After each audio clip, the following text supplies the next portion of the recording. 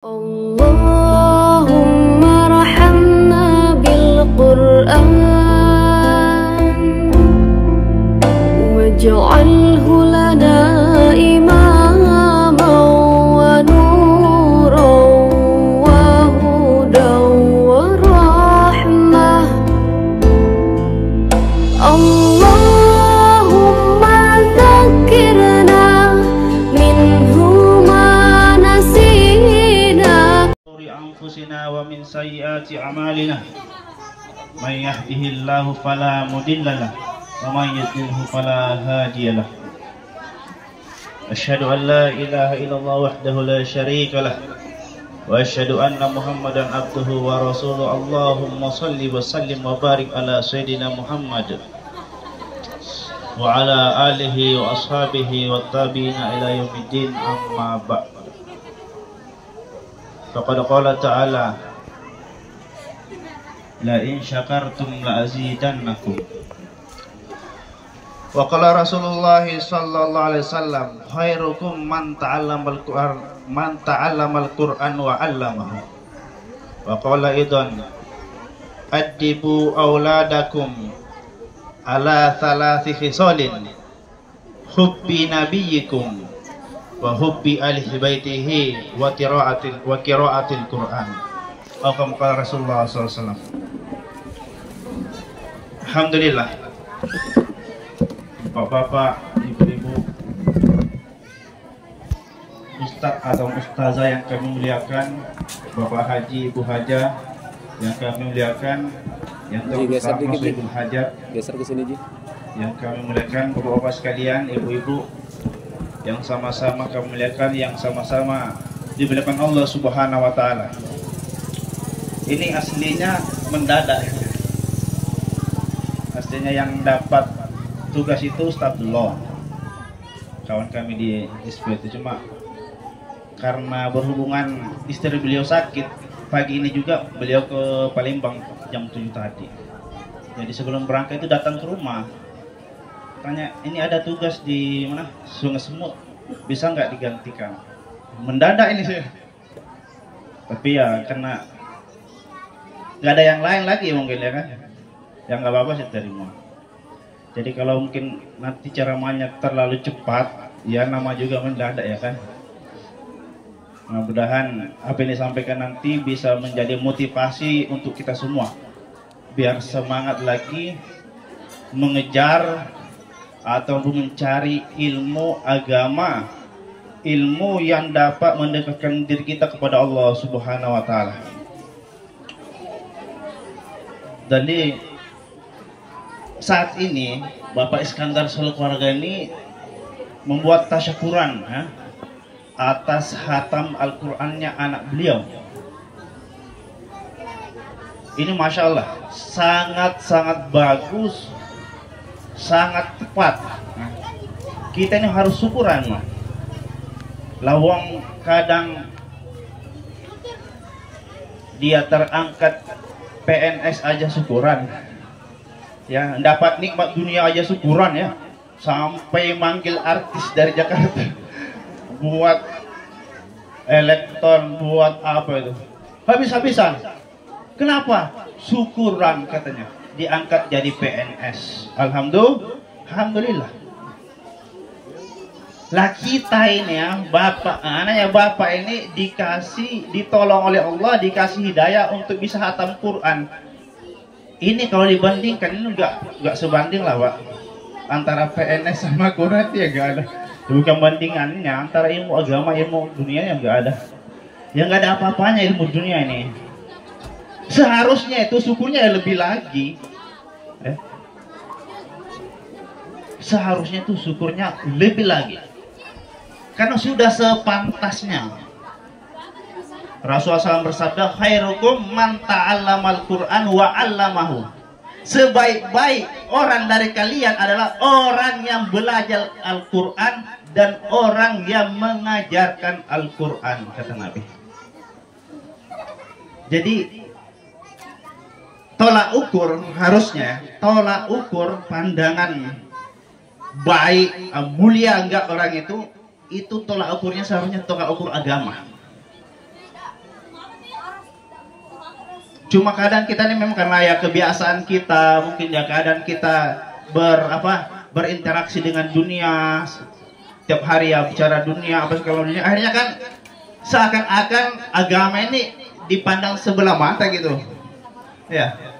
Nah ini keadaan kita, maksudnya ya keadaan yang sekarang kayak gini lah. Kadang jangan kena baca Quran ya. Kadang untuk sholat berjamaah, sholat aja kadang kita abaikan loh. Ini keadaan yang terjadi, bukan kita nak nuduh-nuduh, walaupun bukan di sini mungkin ya, mungkin di jauh-jauh tempat itu. Ya beginilah keadaannya. Maka alhamdulillah bisa ditolong oleh Allah membaca Al-Quran mulai dari Alif Lam Mim sampai surah An-Nas selesai khatam. Alhamdulillah.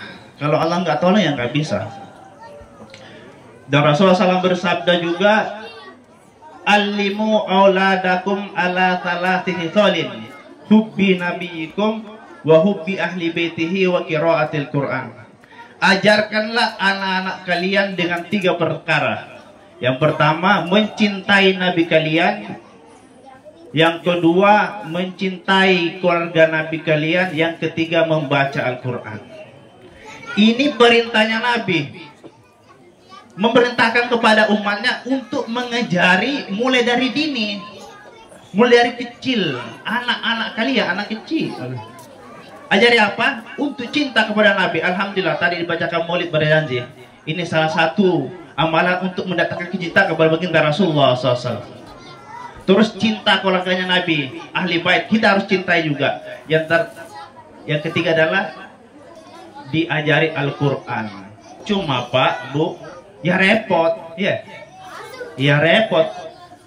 Bapaknya sekarang ke kebun, pagi-pagi berangkat kebun, pulang sore, kadang pakai pulang udah capek, tinggal tidurnya.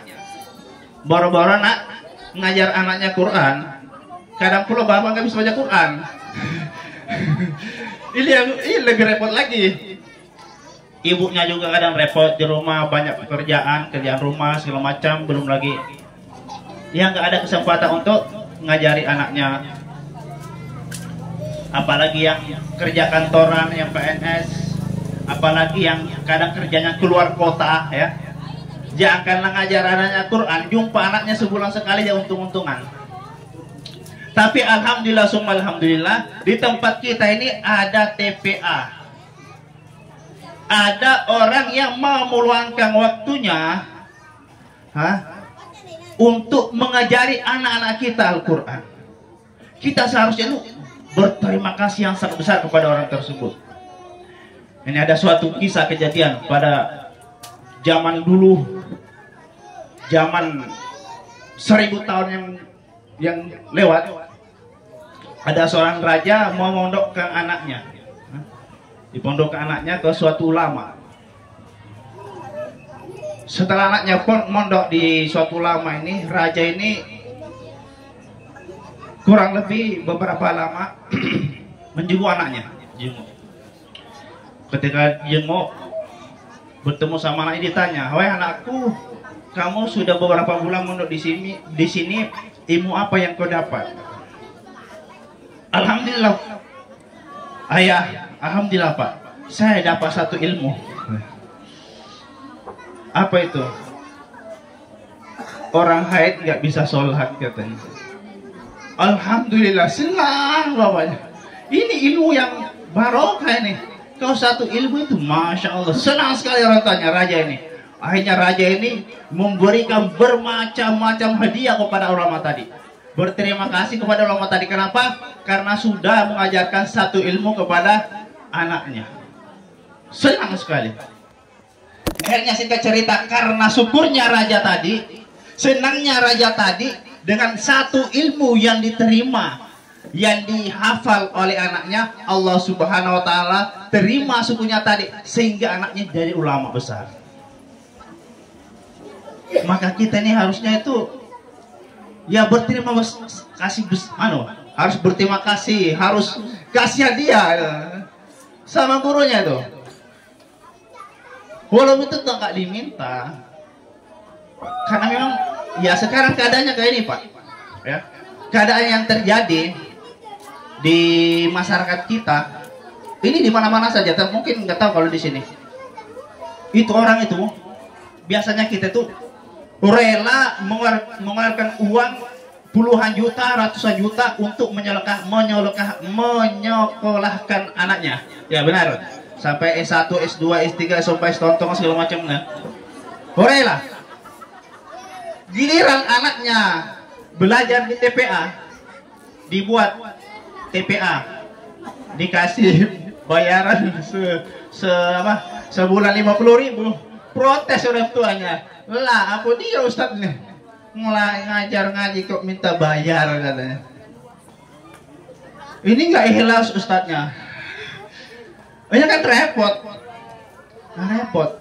Lah kita loh untuk belajar ilmu dunia aja mau korban uang ratusan juta loh. Sekarang anaknya diajar agama, diajar Al-Quran, itu protes. Disuruh iuran aja 50.000 datang, minta keringanan. Gimana Ustaz kalau 25.000 aja? Wah, Allah, sebulan. Dan yang disalahkan siapa? Ustadznya. Ini nggak ikhlas, minta bayaran katanya. Lah kira itu gak makan apa? Lah ya, maksudnya ini gambaran untuk kita Pak Bu. Maksudnya biar kita itu ada berpikir. Ya mereka juga itu ustadz, ya guru-guru itu manusia biasa juga. Mereka ada keperluan, ada hajat, perlu makan, minum, kendaraan, ada rumah, ada anak istri, ada. Seharusnya kita itu belajar juga bagaimana memikirkan kehidupan mereka. Seharusnya juga tahu salah disampaikan, kita harus berpikir sebagaimana kita ini siap berkorban, korbankan harta kita yang banyak, sebanyak-banyaknya untuk mendapatkan titel S1, S2, S3. Seharusnya kita harus berani korban biar anak kita itu bisa menjadi orang yang bisa membaca Al-Quran, lebih-lebih lagi bisa hafal Al-Quran, hafid Al-Quran. Seharusnya itu korban lebih banyak lagi, itu lebih pantas lagi. Karena apa? Kalau ilmu dunia ini ya, itu batasnya cuma sebatas di dunia. Itu pun habis, ini yang terjadi ya. Habis sekolah tinggi-tinggi, itu belum tentu bekerja. Iya, dia masih untung-untungan. Bisa dia bekerja, kadang habis sekolah tinggi-tinggi jadi pengangguran. Ya kata guna itu ijazah jadinya kan. Udah habis ratusan juta. Ujung-ujungnya masih nyangkul juga. Ya masih ke kebun pula, masih nyawa juga. Berarti ya nggak kanggo, maksudnya ya nggak berguna juga. Itu aja kita berani habis-habisan. Ya seharusnya untuk ilmu agama harus berani lagi. Karena apa? Ilmu Al-Quran, ilmu agama ini ya kita butuhkan di dunia ini lebih-lebih lagi di akhiratnya Allah Subhanahu Wa Taala. Maka ini alhamdulillah syukuran. Dengan acara syukuran ini kita berharap Ananda Pak ini nanti ditolong oleh Allah Subhanahu Wa Taala bisa menjadi hafid Al-Quran, hafal Al-Quran insyaallah. Karena Allah SWT berfirman, la in syakartum la azidannakum. Apabila engkau syukur atas nikmat Allah, maka pasti aku akan tambah nikmat tersebut. Nah sekarang baru hatam sekali, ya syukuran. Dengan kita berharap, dengan kita syukur ini, nanti anak ini ditolong oleh Allah SWT untuk bisa hatam lagi, hatam lagi, hatam lagi. Syukur-syukur nanti dia mau mondok, ya. Mau mondok nanti bisa menjadi hafid Al-Quran. Karena hafid Al-Quran itu fadilahnya, utama yang sangat besar, bapak-bapak ibu sekalian. Jadi katakan dalam hukum hadis, barang siapa yang mau hafal Al-Quran, mengamalkan apa yang dia hafal, apa yang ada di Al-Quran, maka pada hari kiamat dia diberi kesempatan oleh Allah Subhanahu Wa Taala untuk menyelamatkan 10 anggota keluarganya yang sudah cap neraka. Tiketnya sudah ada, sudah asli penduduk neraka, sudah dicap asli neraka. Tapi dengan keberkahan Al-Quran, hafid Al-Quran, dia akan menyelamatkan keluarganya 10 orang yang sudah pasti masuk neraka, diangkat dari neraka, dimasukkan ke surga Allah Subhanahu Wa Taala. Allahumma amin ya rabbal alamin, termasuk anak kita. Maka ini nggak main-main.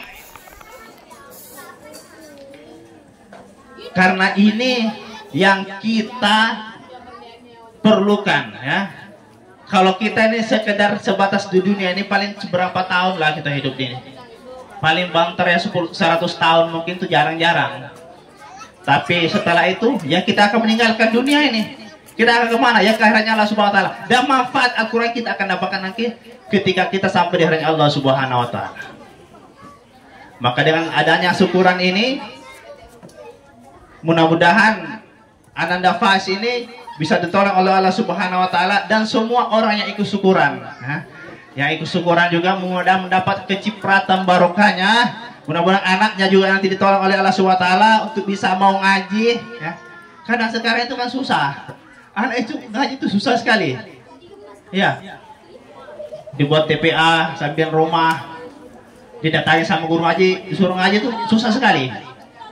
Itu sudah nggak diminta bayar itu. TPA gratis. Itu masih lari-lari anak-anak itu. Apalagi suruh bayar, selesai. Maka mudah-mudahan ya, dengan kita ini syukuran, ikut syukur juga dengan adanya anak kita satu bisa hatam Quran. Allah Subhanahu Wa Taala menerima rasa syukur kita ini sehingga anak kita ditolong oleh Allah SWT untuk bisa mau ngaji.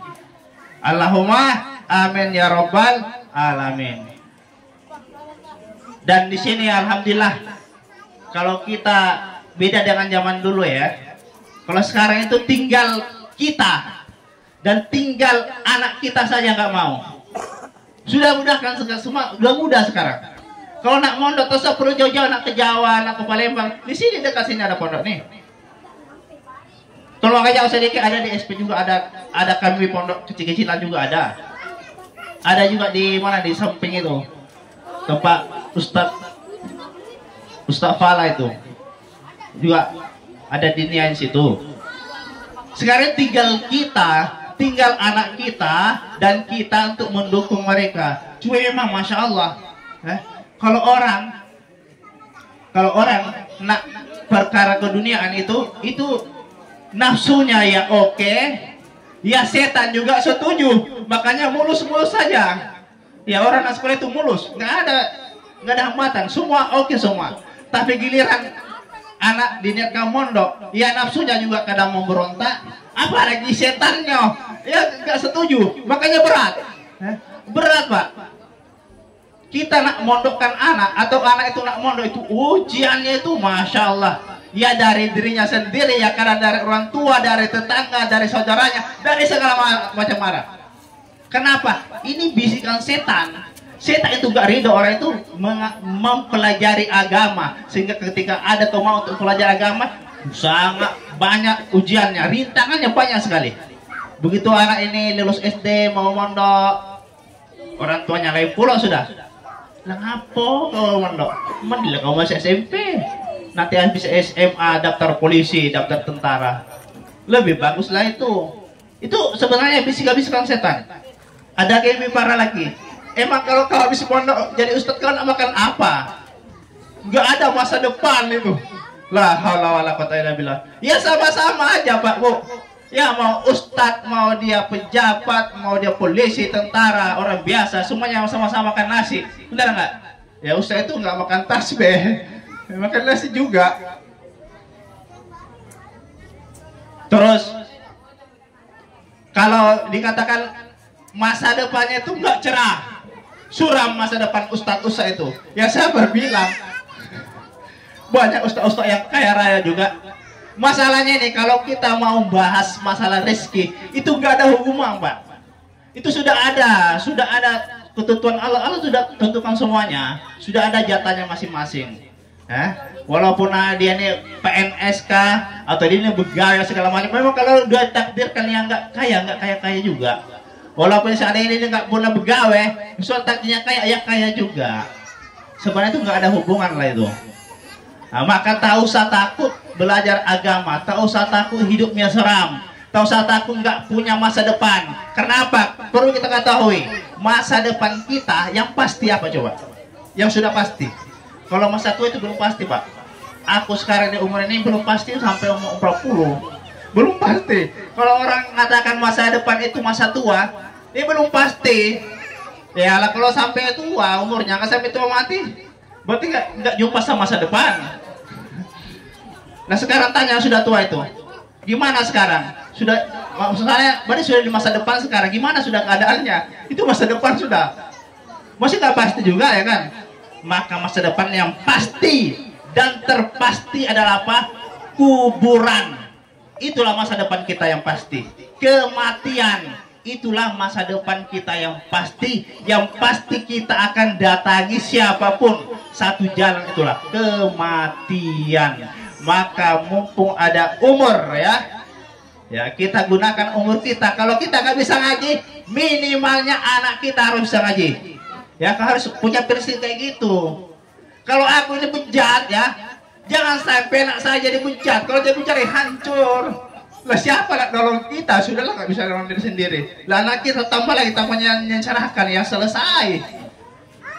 Maka harus punya prinsip. Kalau walaupun saya nggak bisa ngaji, minimal anak saya bisa ngaji. Gimana caranya? Taruh di TPA. Gimana caranya? Taruh di pondok pesantren. Ya. Tak usah takut anaknya melarat. Tak usah takut anaknya nggak punya masa depan. Tak usah takut anaknya hidupnya suram. Karena semua itu hanya bisikan-bisikan setan. Bapak-bapak, ibu-ibu hadirin sekalian yang sama-sama mencari Allah Subhanahu wa taala. Kita berharap mudah-mudahan pertemuan kita yang singkat ini ya menjadi motivasi kita untuk diri saya pribadi, untuk hadirin sekalian, biar semuanya semangat mengaji insya Allah. Semangat lagi mengaji. Jangan kita sampai putus. Jangan sampai mentang-mentang sudah hatam sekali. Wah, ini sudah selesai ngajiku ini. Nggak diulang lagi. Tahu-tahu ngaji pas nak nikah tuh orang ngaji. Jangan sampai kayak gitu. Sudah hatam, ini ulang lagi. Hatam, ulang lagi. Hatam, ulang lagi. Sampai kapan? Sampai mati. Lah, anak kita udah rajin baca Quran, bapaknya jangan sampai kalah daripada anaknya.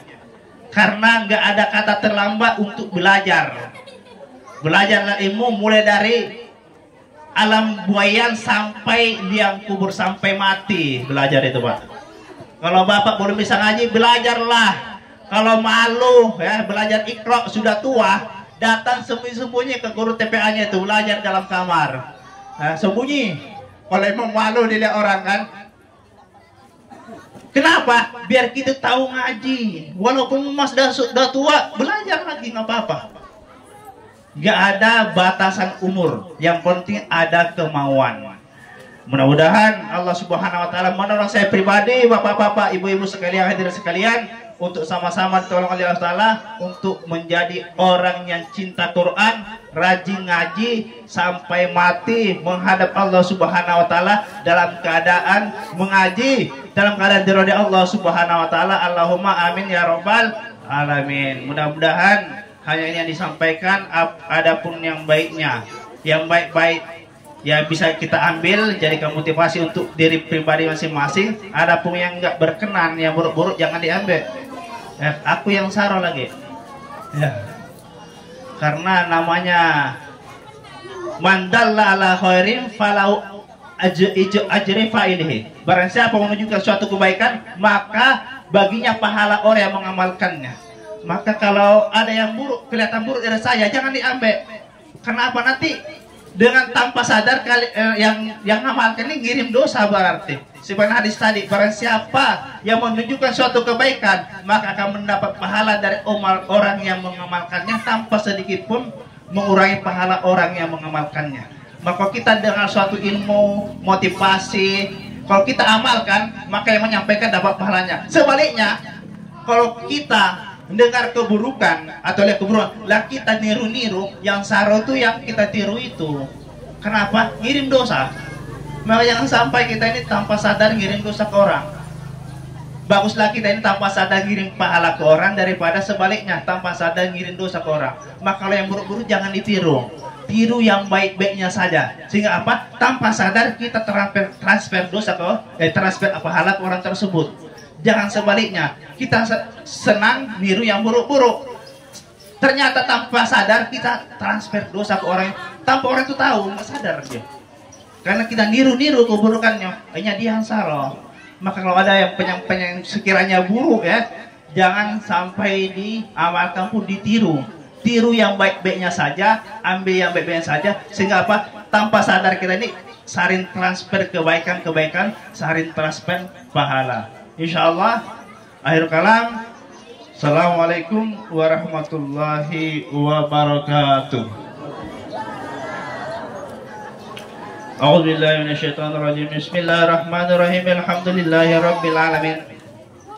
Alhamdulillahirabbil alamin. Allahumma shalli wa sallim wa barik ala sayidina Muhammad wa ala ali sayidina Muhammad. Kama shallaita ala wa sallamta wa barakta ala sayidina Ibrahim wa ala ali sayidina Ibrahim fil alamin innaka Hamidum Majid. Allahumma salli ala sayidina Muhammad salatan tunjina biha min jamil ahwali wal afat wa taqnina biha jami'al hajat wa tutahhira biha min jami'is sayyiat wa tarfa'na biha indaka a'lad darajat wa tuballighna biha aqsal ghayati min jamil khairati fil hayati wa ba'dal mamat. Allahumma asta'milna wa astaqdimna li hikmati dinik wa hiya juhdi rasulik wa tawaffana wa nahnu ala dhalik. Tawaffana muslimin wa ahiqna bis salihin. Allahumma rzuqna al-istiqamah wa husnal khatimah bi kalimati la ilaha illallah Muhammadar Rasulullah sallallahu alaihi wasallam wa na'udzubika min su'il khatimah. Rabbana zalamna anfusana wa illam taghfir lana wa tarhamna lanakunanna minal khasirin. Rabbana ighfir lana wa kaffir anna sayyi'atina wa tawaffana ma'al abrar. Rabbana ighfir lana dzunubana wa liwalidayna warhamhum kama rabbuhum shighara. Wa jamil muslimina wal muslimat wal mu'minina wal mu'minat al ahya'i minhum wal amwas. Allahumma ya Allah ya Rahman ya Rahim. Ya Allah, kebaikan-kebaikan yang telah Kau berikan kepada hamba-hambamu yang saleh, para wali-walimu, para kekasih-kekasihmu, para nabi dan para rasul, kebaikan kepada baginda Rasulullah SAW, para sahabat, berikanlah kebaikan itu kepada kami ya Allah. Berikanlah kebaikan itu kepada kami ya Allah, dengan rahmat tanpa ada ujian, tanpa ada hisab ya Allah. Dan keburukan-keburukan yang Kau jauhkan daripada mereka ya Allah, jauhkanlah keburukan itu daripada kami ya Allah, tanpa ujian, tanpa hisab, murni anugerahmu ya Allah, ya Allah, ya Allah. Rabbana atina fid dunya hasanah wa fil akhirati hasanah wa qina azabannar. Walhamdulillahi rabbil alamin. Taqabbalallahu minkum.